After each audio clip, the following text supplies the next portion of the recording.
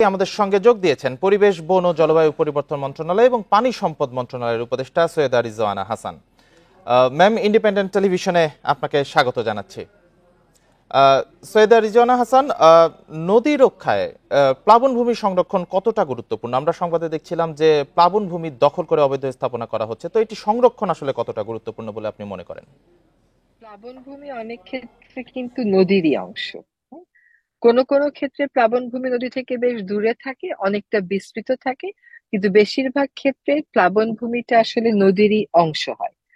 যেহেতু এটা নদীর অংশ হয়, কারণ নদীর যখন পানি একটু বেড়ে যায় তখন ওই পানিগুলো গিয়ে আশেপাশে প্লাবনভূমিতে স্থান নেয়। হ্যাঁ, সুতরাং এইটা অত্যন্ত গুরুত্বপূর্ণ। একটা নদী বলতে আমরা তার বেড বুঝি, তার পার বুঝি, তার প্রবাহমান ধারাটাকে বুঝি, তার আশপাশের ফোরশোরকে বুঝি, এবং ক্ষেত্র বিশেষে তার প্লাবন ভূমিকেও বুঝি।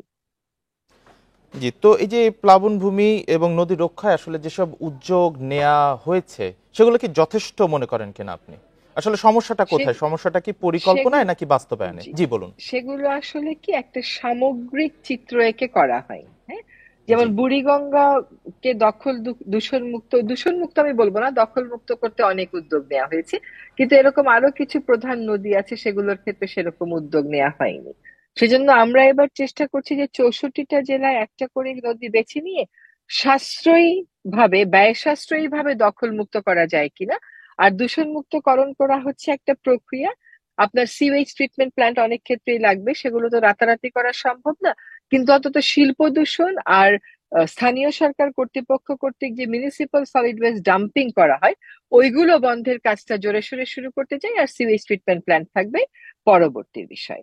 তো সমন্বিত একটা কর্ম উদ্যোগের মাধ্যমে সব জেলায় যদি অন্তত একটা করে নদী আমরা দখল দূষণ মুক্ত করতে পারি কম খরচে স্থানীয় জনগোষ্ঠীকে সম্পৃক্ত করে, তাহলে আমার মনে হয় একটা ওনারশিপ আসবে এবং কাজটাতে আমরা সফল হব। জি, আরেকটি বিষয় জানতে চাই যে দূষণমুক্ত নদী উপহার দেওয়ার প্রতিশ্রুতি পূরণে আসলে কোন নদী নিয়ে কাজ শুরু করতে চান? আহ সকলেই চায় বুড়িগঙ্গা নিয়ে, কিন্তু আমার অভিজ্ঞতা বলে, আমি এর আগেও বহুবার বলেছি, যে বুড়িগঙ্গা দূষণ মুক্ত করা অত সহজ না। কিন্তু এই প্রজন্ম একটা সুস্থ নদীর প্রবাহ দেখবে না।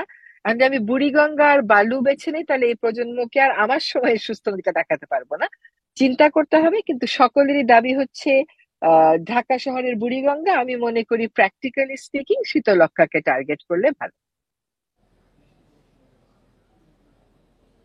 জি, সৈয়দা রিজওয়ানা হাসান, আমাদের সাথে যুক্ত হওয়ার জন্য এবং আপনার মূল্যবান মতামত তুলে ধরার জন্য আপনাকে অসংখ্য ধন্যবাদ।